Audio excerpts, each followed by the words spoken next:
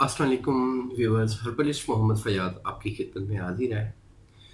दाद, ख़ारिश, चंबल, फोड़े, फिंसियाँ जिस्म पे निकलना, इसकी मेन वजह क्या है? इसकी मेन वजह जो है, आपका जब खून गाढ़ा होता है, खून ख़राब होता है, उसमें रेड ब्लड सेल ज़्यादा बढ़ जाते हैं, गाढ़ा हो जाता है, तो तब जहाँ तक सही तरह ब्लड सप्लाई नहीं होता, वहाँ पे कभी ख़ारिश होनी शुरू हो जाती है, कभी दाने निकलने शुरू हो जाते हैं, दाद आ जाती है, चेहरे पे पिंपल्स आ जाते हैं। तो इसके हवाले से बेहतरीन हर्बल टिप दूंगा जिसका कोई नुकसान भी नहीं है, कोई साइड इफ़ेक्ट नहीं है और बहुत अच्छे रिजल्ट्स भी देगा। तो सबसे पहले आप अंगूर का इस्तेमाल ज़्यादा से ज़्यादा करें, क्योंकि अंगूर भी खून को साफ़ करता है और खून को पतला करता है। उसके साथ ये नुस्खा इस्तेमाल करें तो अल्लाह के फजल से बहुत अच्छे रिजल्ट्स मिलेंगे। आपने नीम के पत्ते लेने हैं, इनके बर्ग नीम के पत्ते आप तकरीबन ले लें 100 ग्राम, और उसमें ही 100 ग्राम आप शहद डाल लें। शहद खालिश होना चाहिए, दोनों को अच्छी तरह मिक्स कर लें।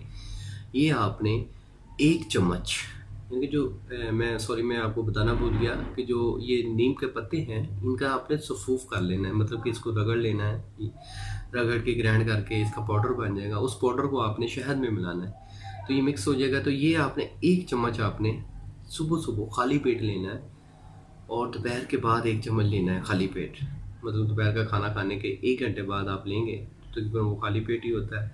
तो उसमें लें तो इंशाल्लाह ये अगर आप सिर्फ 40 दिन इस्तेमाल कर लेंगे, खून आपका बिल्कुल साफ़ होगा, चेहरा शदाब होगा, फोड़े फिंसी कभी दोबारा नहीं होगी इंशाल्लाह। इसके साथ अंगूर का इस्तेमाल ज़्यादा से ज़्यादा करें, और अनार, जो रेड अनार है, उसका जूस ज़्यादा से ज़्यादा पिएँ, क्योंकि अनार भी खून को साफ़ करता है।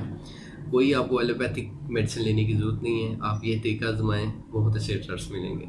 उम्मीद करता हूँ मेरी ये वीडियो पसंद आई होगी। जिनको पसंद आई है वो लाइक ज़रूर कर दें।